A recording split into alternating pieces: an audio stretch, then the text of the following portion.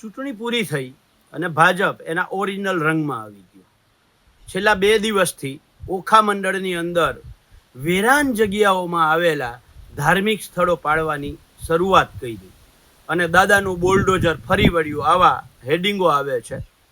સવાલ એ છે કે વેરાન જગ્યામાં જે ધાર્મિક સ્થળો છે એ જમીન કિંમતી છે કે દ્વારકા શહેરની અંદર ભાજપના નેતાઓ જે દબાવીને બેઠા છે એ જગ્યા કિંમતી છે?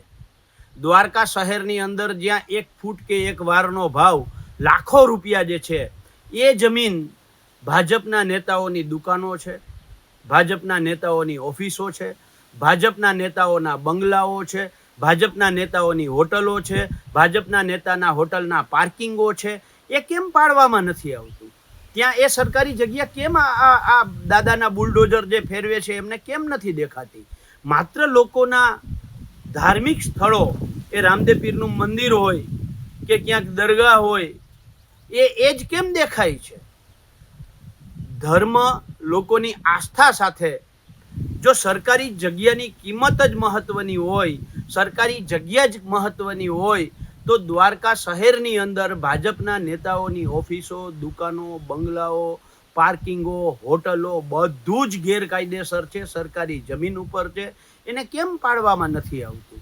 માત્ર અને માત્ર ધર્મ સાથે ખિલવાડ કરવો આ જ ભાજપની રમત છે.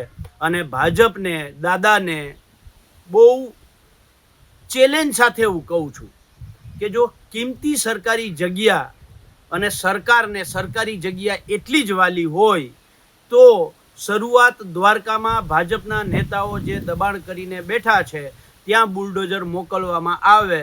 જોઈએ દાદામાં કેટલી હિંમત છે. આખો વિડીયો જોતા પહેલા હજુ પણ અમારી ચેનલને સબસ્ક્રાઇબ નથી કરી તો યુટ્યુબ પર સબસ્ક્રાઇબ કરો અને ફેસબુક અને ઇન્સ્ટાગ્રામ પર ફોલો કરો.